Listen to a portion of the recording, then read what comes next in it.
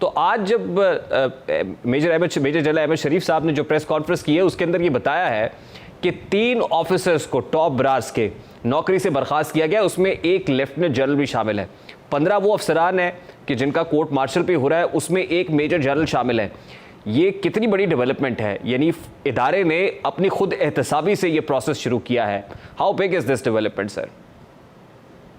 मैं उसी तरफ आ रहा हूं कि वो सारा जो चैप्टर चल रहा था, आज की प्रेस कॉन्फ्रेंस ने नौजवानों को चाहे समझ आई ना आई हो, जो कि ज़ोंबीज बन चुके हैं या इस कल्ट कैसा बन चुके हैं, लेकिन तमाम समझदार लोगों को और इस जो पॉलिटिकल पार्टी है इसके लीडर से लेके अब तक जो उसके गिर्द कुछ लोग बचे हुए हैं, उन तमाम को क्लियर समझ आ गई है कि अब दे मीन बिजनेस। अगर उन्होंने खुद एहतसाबी, जब ये चैप्टर आज तक आपकी फौज में पहले नहीं हुआ था और हमेशा जो एक गिला किया जाता था, वो गिला क्या था कि जी बाकियों को पूछते हैं, खुद को नहीं पूछते। आज खुद को पूछ के उन्होंने साबित कर दिया है कि इस जीरो टॉलरेंस है इस मामले में, और हाईएस्ट रैंक के ऑफिशियल्स को और उनके खानदानों में से भी जो भी इस लाइन को क्रॉस करेगा जहां पर रियासत को नुकसान पहुंचाकर या रियासत की तबाही का अगर कोई सोचेगा, और अगर किसी भी ऐसे वेंचर में और मूवमेंट में शामिल होगा कि जिसमें रियासत पाकिस्तान को नुकसान हो और दुश्मनों को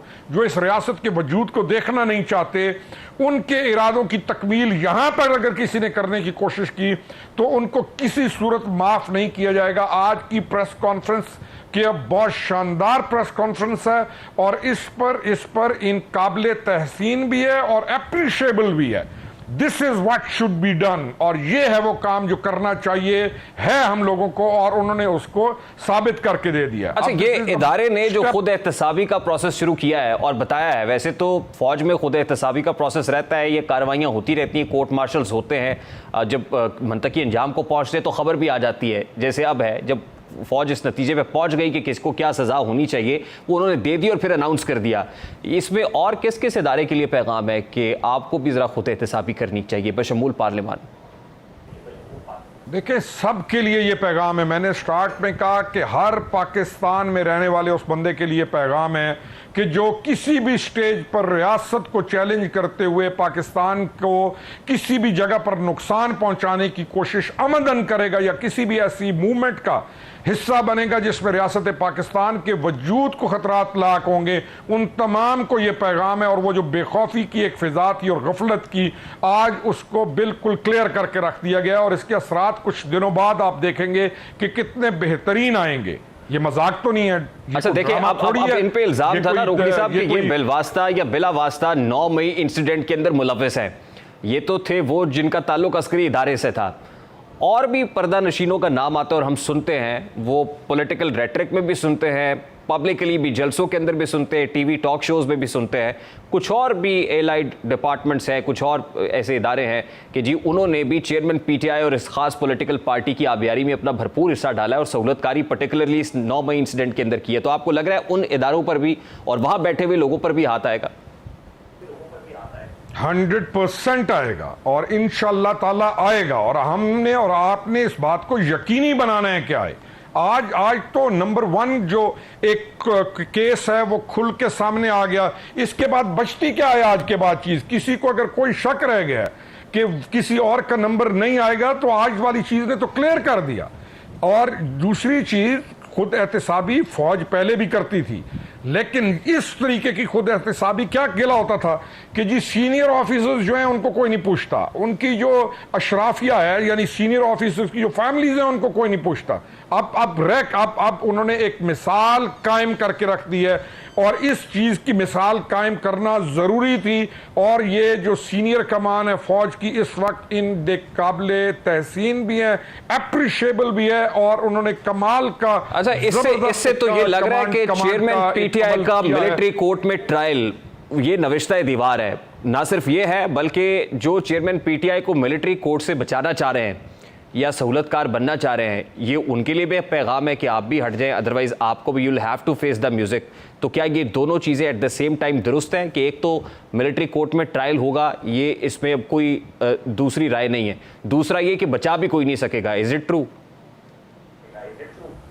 देखें जी, मिलिट्री कोर्ट का ट्रायल का मतलब ही यही है। आज वाला जो ये प्रेस कॉन्फ्रेंस है उसने क्या बता दिया एक लेफ्टिनेंट जनरल, फैमिलीज, यानी उसने बता दिया मेजर जनरल, उसने बता दिया कि ट्रायल ये होता है और किसी सूरत, और मिलिट्री कोर्ट के ट्रायल के अंदर कोई सिफारिश या कोई चीज़ ऐसी चलती नहीं है।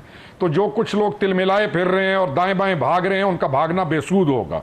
और यकीन जानिए, उस मिलिट्री कोर्ट के अंदर ट्रायल सबसे पहले इसके लीडर को होना चाहिए, जिसकी वजह से वो बच्चे कि जो शायद कभी ये सोचते भी ना, उन्होंने भी वो अमल किया कि उसके नताइज वो भुगत रहे हैं, उनके खानदान तक भुगत रहे हैं।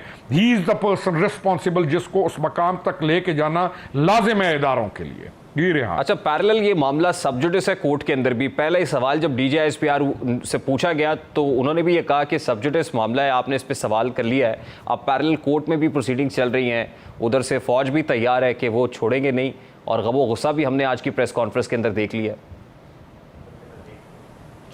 1956 का जो मिलिट्री एक्ट, 1967 का 52 का, सॉरी, उसके बाद, उससे आज के दिन से पहले तक ये सब कुछ होता रहा और ये कोर्ट्स चलती रही और सुप्रीम कोर्ट उन तमाम डिसीजंस को वेट करती रही।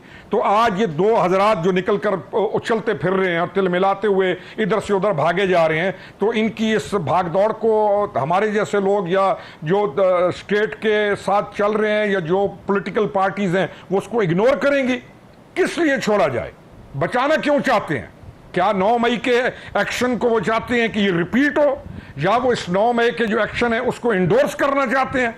इन लोगों का एहतसाब भी जरूरी है, ऐसे सहूलतकारों का एहतसाब भी जरूरी है। आप एतजाज हसन और लतीफ खोसा की बात कर रहे हैं?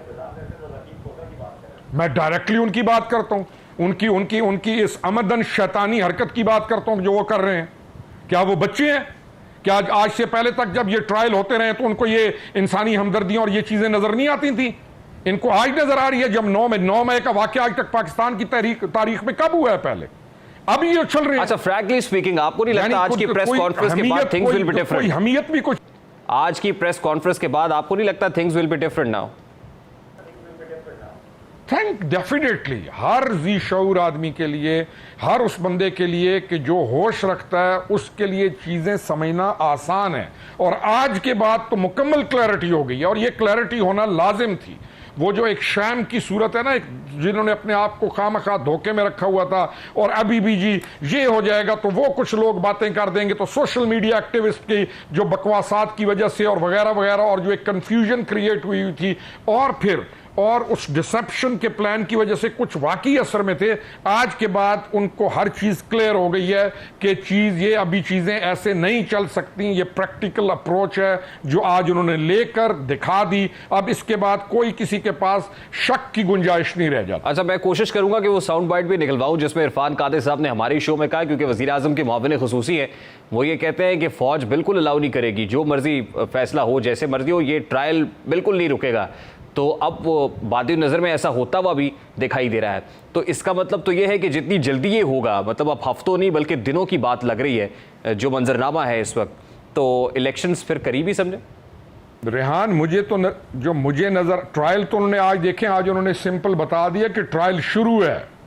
अब सेकंड स्टेज के अंदर मुझे तो अल्लाह के हुक्म से वो लोग भी नजर आ रहे हैं जिनके बारे में मैं कहता हूं कि जो इसके सहूलतकार थे, किसी भी जगह पर थे, कौन से मकामात पर थे। अब मुझे तो खैर पहले भी यकीन था कि जिस डायरेक्शन में चीजें जा रही हैं ये चीज को इग्नोर नहीं किया जाएगा, लेकिन आज के बाद तो शक ही खत्म हो गया। आप किन सहूलतकारों की बात कर रहे हैं? अब अगर कोई कहेगा कि ये कमजोर किस्म की हरकत कहीं से भी बर्दाश्त की जाएगी, क्यों की जाए? किन सहूलतकारों की बात कर रहे हैं आप? देखिए, सहूलतकार चाहे रिटायर्ड हो जाए फौज से, और फौज में रहते हुए अगर वो उसका सहूलतकार रहा है, आज मुझे नजर आ रहा है कि वो चाहे रिटायर्ड भी हो गए तो किसी न किसी तरीके से कट्टर आ जाएंगे शिकंजे में। आप फैज हमीद साहब की बात कर रहे हैं? मैं हमेशा बात ही उसी की करता हूं, उसको रिस्पॉन्सिबल करार देता हूं इस सारे के सारे इशू में। ही मेन अक्यूज्ड उसको कह रहा था। अच्छा, वैसे ये 102 या 104 लोगों के अंदर फैज हमीद साहब का भी नाम होगा, या आपको लगता है नहीं अभी वो बारी नहीं आई है? अल्लाह के हुक्म से होगा, इंशाअल्लाह ताला होगा। तो फिर तो और भी बहुत से लोगों का नाम होना चाहिए। फिर तो आप शुरू करेंगे 2008-9 से। मैं देखें, और भी बहुत से नाम होना चाहिए अदल की बुनियाद पर, और जिसने जुर्म किया है उनका नाम, ख्वाहिश की बुनियाद पर नहीं। यानी कि एक कैटेगरीज हैं मौजूद हैं जो डायरेक्ट इन्वॉल्व हैं, और जिन लोगों ने डायरेक्ट ये काम किया, इस तमाम चीज को स्टेज किया, इसके जो मेन कैरेक्टर्स थे उनका किरदार और है, और उसके बाद कैटेगरीज हैं, उन कैटेगरीज जो लिंक्ड है साल 9 मई से, आप ये कह रहे हैं कि जो ख्याल रखा